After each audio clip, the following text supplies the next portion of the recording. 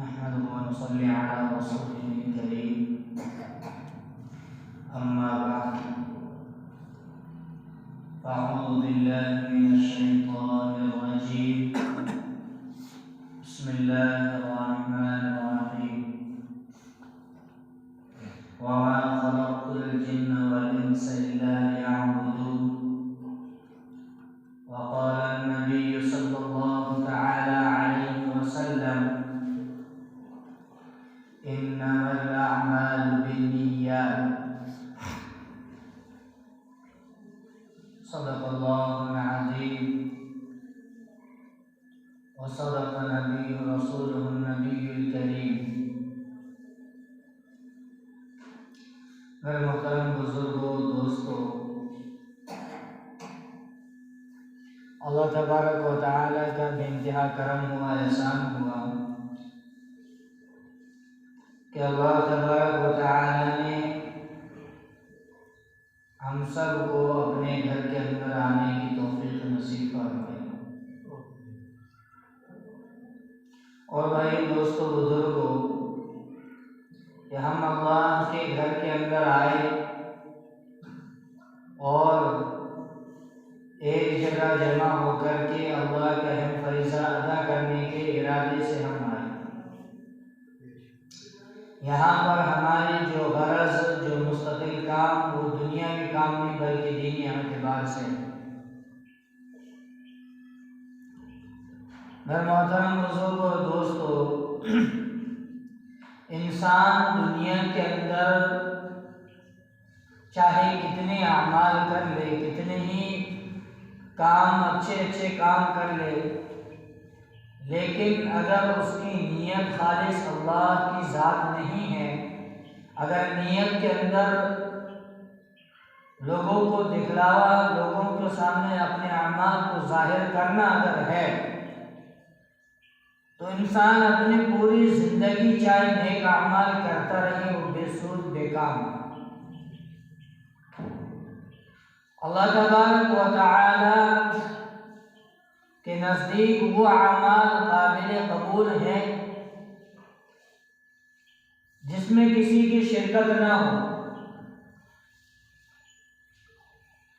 शिरकत से मुराद कि लोगों के सामने अपने अमाल को जाहिर करना, लोगों के सामने अपने अमाल को बताना, ये मकसूद ना हो। नेक अमल करना हो तो मकसद एक ही हो कि ये मैं जो अमल कर रहा हूँ, ये अमल खालिस अल्लाह तबारक व तआला के लिए है। मैं नमाज पढ़ रहा हूँ तो नमाज, मेरी नमाज जो है वो सिर्फ अल्लाह तबारक व तआला के लिए है। इस नमाज के ज़रिए से मुझे अल्लाह का कुर्ब नसीब होगा। इस नमाज के ज़रिए से मेरी तमाम दुनिया की मुश्किलात जो है वो हल होंगी। मैं नमाज पढ़ रहा हूँ तो मेरे नमाज पढ़ने का मकसद एक ही हो कि ये नमाज अल्लाह की बारगाह में काबिल कबूल बन जाए, मेरा ये अमल अल्लाह के नज़दीक काबिल कबूल बन जाए, मेरा अमल अल्लाह की बारगाह में कबूल हो जाए, मेरे अमल को अल्लाह तबारक व तआला कबूल फरमा ले। हमारा मकसद यही होना चाहिए। इसलिए जनाब मोहम्मद रसूलुल्लाह सल्लल्लाहु तआला अलैहि वसल्लम ने इरशाद फरमाया कि इन्नमल अअमालु बिन्निय्यात, कि हमारी तमाम के तमाम अमाल का जो दारो मदार है वो नीयत के ऊपर है।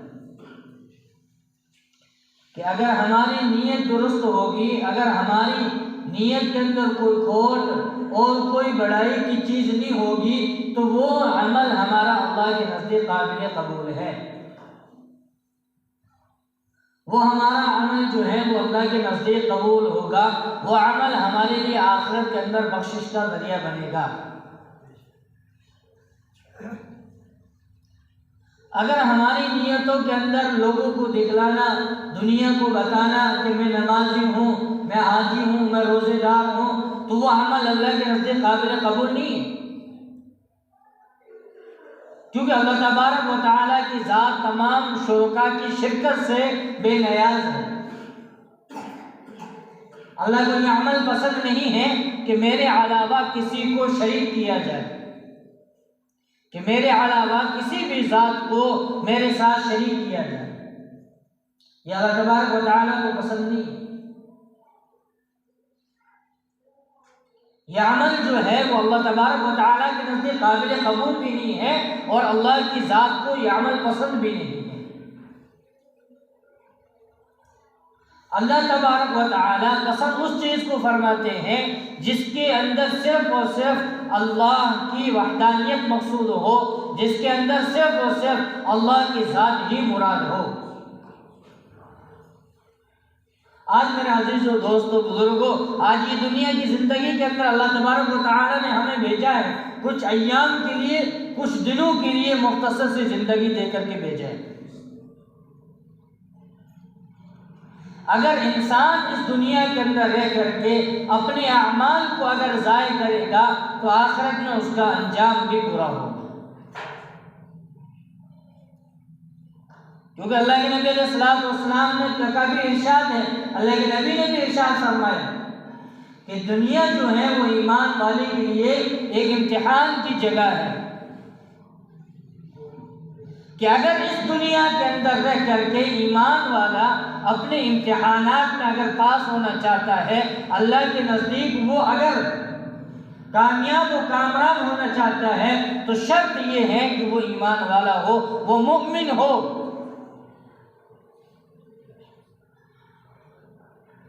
क्या हो? वो मोमिन हो, वो ईमान वाला हो। उसकी जिंदगी के अंदर प्यारे हबीब सल्लल्लाहु अलैहि वसल्लम की जो सुन्नत तरीके हैं वो उनकी जिंदगी में होना जरूरी है। और अल्लाह तबारक व तआला के अहकामात भी उसकी जिंदगी में होना जरूरी है। अगर ये चीजें उसकी जिंदगी के अंदर नहीं है तो उसको ना दुनिया में कामयाबी मिल सकती है, ना आखिरत में कामयाबी मिल सकती है। कामयाब होने के लिए ईमान का होना शर्त है। जिस तरह प्यास लगने पर पानी का पीना शर्त है, भूख लगने की बुनियाद पर खाने का खाना शर्त है, इसी तरह कामयाबी के लिए भी, चाहे दुनिया की कामयाबी हो या आखिरत की, कामयाब होने के लिए ईमान का होना शर्त है। ईमान का बचा करके ले जाना शर्त है। जहन्नम के उस गड़े से बचने के लिए ईमान का होना शर्त है। जन्नत में जाने के लिए भी ईमान का होना शर्त है। जिंदगी के अंदर ईमान का बाकी रखना शर्त है। अगर ईमान जिंदगियों से निकल जाए, अगर ईमान जिंदगियों से सल्ब हो जाए तो हमारी जिंदगियां बेकार, बेसूद और बेकामा। हाँ, आज दुनिया के अंदर रह करके, आज दुनिया की जिंदगी के अंदर रह करके हमें आखिरत की तैयारी करनी है, आखिरत की जिंदगी को बनाना है, आखिरत के अंदर कामयाब होना है। हाँ मेरे अजीज़ और दोस्तों बुजुर्गों, अगर इस दुनिया के अंदर रह करके हम अपने अमाल को अल्लाह के लिए अगर करेंगे तो वो अमाल हमें कामयाबी की तरफ ले जाएंगे। आज बहुत सी खुराफात देखी जाती है, बहुत सी बिदअत देखी जाती है। हाँ मेरे अजीज़ और दोस्तों बुजुर्गों, आज हम समझते हैं कि अल्लाह के साथ शरीक उसको कहते हैं कि अल्लाह के साथ किसी दूसरे को मानने लग जाओ तो वो शिर्क है। हालांकि शिर्क यहाँ तक भी फरमाया कि अगर कुछ भी मांग रहे हैं दुआ के एतबार से या अल्लाह से फरियाद कर रहे हैं, तो अगर किसी से अल्लाह के अलावा किसी और से पुकार करके उससे मांगना, ये भी शिर्क के अंदर दाखिल है। वो चीज भी क्या है? शिर्क है। क्योंकि इंसान को इस चीज का इल्म होना चाहिए कि देने वाली जात भी अल्लाह तबारक व तआला की जात है और अल्लाह तबारक व तआला ही अता करने वाले हैं, अल्लाह ताला ही बख्श देने वाले हैं। अगर अल्लाह की जात को छोड़ करके, अगर अल्लाह को छोड़ करके किसी दूसरे से अगर मांगा जावे तो वो शिर्क है।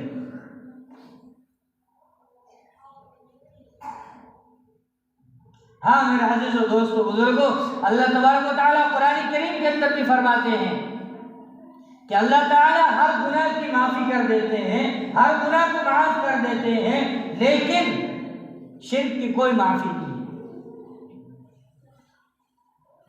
कि शिर्क की कोई माफ़ी नहीं है। इसलिए आजीज़ो दोस्तों बुजुर्गों, हमें इन तमाम चीज़ों से हमें बचना ज़रूरी है कि इन शिर्क जैसी चीज़ों से हमें अपनी ज़िंदगियों को खाली करना है, हमें इन तमाम चीज़ों से बचना है। मेरे अजीज़ों दोस्तों बुजुर्गों, आज बारहा देखा जाता है कि इंसान को सजदा करता है। हालांकि अल्लाह के नबी अलैहिस्सलातु वस्सलाम का इरशाद है कि अगर मैं सजदा करने का हुक्म देता तो औरत को देता ताकि वो अपने खालिद को सजदा करे, इसके अलावा किसी को सजदा करने का हुक्म ना देता। सजदा जो है, अल्लाह के नबी अलैहिस्सलातु वस्सलाम ने फरमाया, सजदा सिर्फ अल्लाह तबारक व तआला की ज़ात के सामने किया जा सकता है, उसके अलावा किसी के सामने सजदा करना या माथा टेकना या उसके सामने अपने सर को झुकाना, वो भी एक शिर्क है, वो भी एक शिर्क है। कि सजदा सिर्फ अल्लाह की ज़ात को किया जाता है, सजदा सिर्फ अल्लाह तबारक व तआला के सामने ही किया जाता है, क्योंकि अल्लाह की ज़ात ही एक ऐसी है जिसके सामने सजदा किया जा सकता है। अल्लाह के सामने सजदा करना जायज़ है, बाकी किसी के भी सामने सजदा करना शिर्क है, नाजायज़ है, हराम है। दूसरों के सामने सजदा करना अल्लाह के साथ शरीक करने के बराबर है। हाँ मेरे अजीज़ों दोस्तों बुजुर्गों, इन दुनिया की ज़िंदगी के अंदर, इस दुनिया की ज़िंदगी के इन चंद अय्याम के अंदर हमें अपनी ज़िंदगी को बनाना है, ना कि बिगाड़ना। हमें अपनी ज़िंदगियों को गुनाहों से पाक साफ रखना है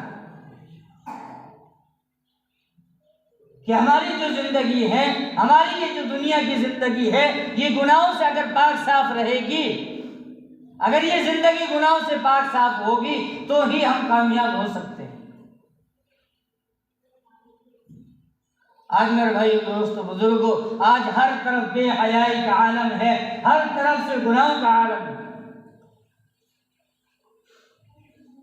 कि जिधर इंसान जावे बेहयाई आम है, गुनहगारी आम है। हाँ मेरे अजीज़ों दोस्तों बुजुर्गों, अल्लाह के नबी अलैहिस्सलातु वस्सलाम का इरशाद है कि दुनिया के अंदर रह करके तुम आखिरत की तैयारी करो, दुनिया के अंदर रह करके तुम अपनी आखिरत को बनाओ, कि तुम्हारी आखिरत का जो फैसला है वो दुनिया के अंदर होना है कि तुम अपनी आखिरत को बना रहे हो या बिगाड़ रहे हो। अगर तुम जिस तरह दुनिया में कामयाबी चाहते हो, अगर इसी तरह तुम आखिरत में भी कामयाब होना चाहते हो, तो तुम्हें दुनिया के अंदर रह करके अमाल करने होंगे। दुनिया के अंदर रह करके तुम्हें अपनी जिंदगी को बनाना है, और उसी दौरान तकालीफ भी आएगी, मुसीबतें भी आएगी, हर तरह की परेशानियां भी आएगी। उन तमाम परेशानियों पर एक सहाबी आए अल्लाह के नबी अलैहिस्सलातु वस्सलाम के पास कि या रसूलल्लाह सल्लल्लाहु अलैहि वसल्लम, मैं आपसे बेइंतहा मोहब्बत करता हूँ। क्या करता हूँ? मैं आपसे बेइंतहा मोहब्बत करता हूँ। अल्लाह के नबी ने एक मरतबा मुंह फेर लिया, दूसरी मरतबा भी उन्हें साहबी ने वही जुमला इरशाद फरमाया कि या रसूलल्लाह, मैं आपसे बहुत मोहब्बत करता हूँ। तीसरी मरतबा यही बात कही। फिर अल्लाह के नबी ने जवाब दिया कि अगर तुम मुझसे मोहब्बत करते हो तो सुनो, अगर तुम मुझसे मोहब्बत करते हो तो सुनो कि जो भी मुझसे मोहब्बत करता है उसकी तरफ मुसीबतें, परेशानियां इस तेजी के साथ आएगी जैसे ऊंचाई से नीचे की तरफ पानी आता है। इसी तरह मेरे से जो मोहब्बत करते हैं उनके ऊपर भी मुसीबतें इसी तरह आती है। हाँ, आज दुनिया के अंदर हम अपने आप को कहते हैं बड़ा, मैं तो आशिक रसूल हूँ। कौन हूँ मैं? आशिक रसूल। नबी का दामन नहीं छोड़ेंगे। अरे भाइयों, दोस्तों, बुजुर्गों, असल आशिक रसूल वो है जो नबी के तरीके, नबी की जिंदगी की एक एक चीज को अपनी जिंदगी के अंदर उतारे, वो असल आशिक रसूल है। वो असल आशिक रसूल है, वो अल्लाह के नबी से मोहब्बत करने वाला है, जो अपनी जिंदगी के अंदर नबी पाक सल्लल्लाहु अलैहि वसल्लम के एक एक तरीका अपनी जिंदगी के अंदर उतार रहा है। वही सच्चा आशिक रसूल और वही रसूलुल्लाह से मोहब्बत करने वाला है। क्या आशिक रसूल वो नहीं है कि कुछ दिनों तक नारे तकबीर के नारे लगाते रहे, आशिक रसूल के नारे लगाते रहे और जब जोश उतर गया तो उठ करके बैठ गए नीचे। ये नबी से इश्क नहीं है, ये नबी से इश्क नहीं है, बल्कि एक मजाक हो रहा है।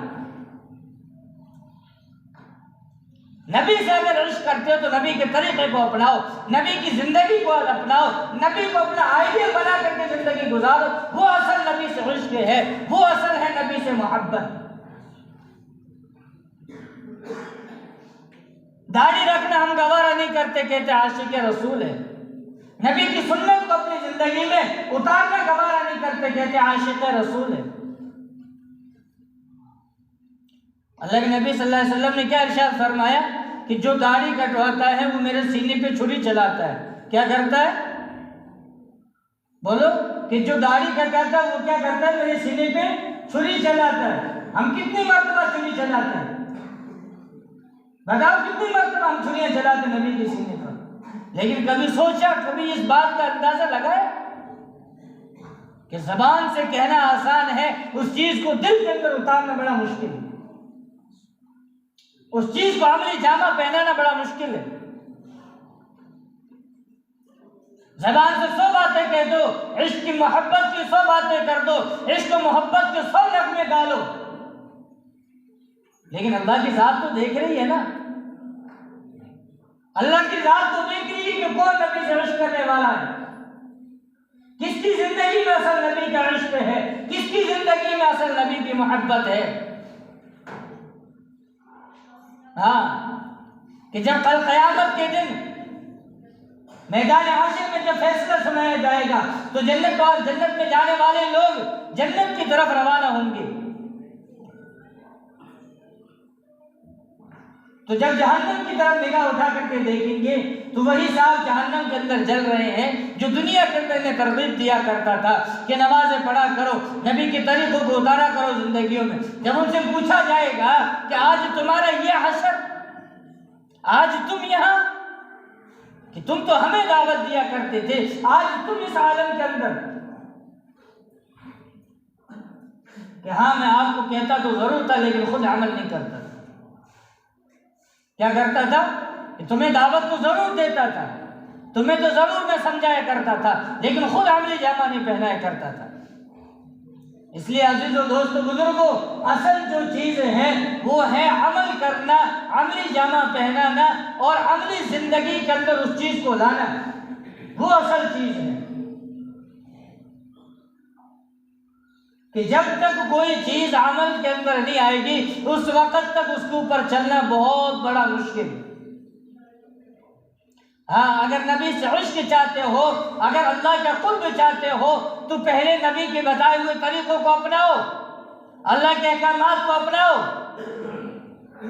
तब जाकर के नबी के इश्क नसीब होगा।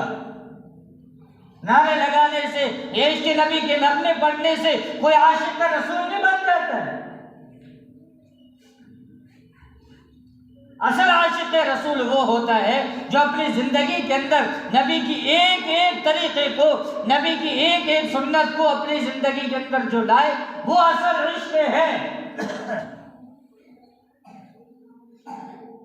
अल्लाह ख्वाजा मुइनुद्दीन चिश्ती अजमेरी रहमतुल्लाह अलैह, आज हर एक बच्चा उनको जानता है, आज पूरी दुनिया के लोग उनको जानते हैं। क्यों जानते हैं? क्या बुनियाद थी उनकी, क्या चीज थी उनके पास कि आज दुनिया का बच्चा जानता है कि कौन है कि ख्वाजा अजमेरी रहमतुल्लाह अलैह।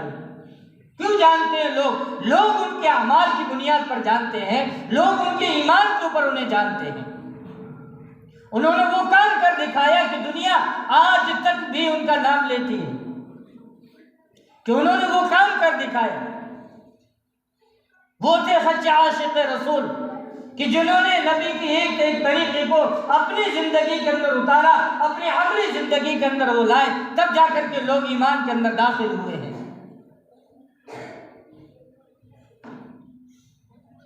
आज अजीजों दोस्तों बुजुर्गों, आज हमारी जो कही हुई बातें हैं वो सिर्फ और सिर्फ हमारी जुबानों तक महदूद है। आज हमारी बातें, हर एक बात आज हमारी जबान तक महदूद है, ना कि वो अमली जिंदगी के अंदर आ रही है। जबान तक हमारी बड़ी बड़ी बातें आएगी, लेकिन अमल तक हमारी बातें नहीं पहुंचेगी। इसलिए अजीजों दोस्तों बुजुर्गों, इस दुनिया के अंदर रहते हुए हमें कुछ हासिल नहीं होगा सिवाय उन चीजों के जो नबी बता करके गए हैं, उन चीजों के जिसको नबी बतला करके गए हैं कि अगर ये काम करोगे, अगर ये अमाल करोगे तो कामयाब हो। अगर इन अमाल को छोड़ दोगे, इन चीजों को, इन तरीकों को अगर तुम छोड़ करके जिंदगी गुजारना चाहोगे तो नाकामयाबी के सिवा कुछ हासिल नहीं होगा।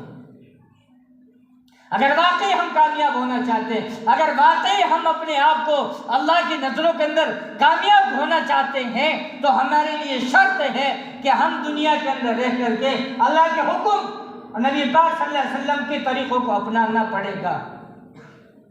अगर हम कामयाब होना चाहते वाकई तो, और अगर हमें कामयाबी नहीं चाहते तो दुनिया के पीछे लगे रहो, जब मौत आएगी मौत का फरिश्ता लेकर के चला जाएगा।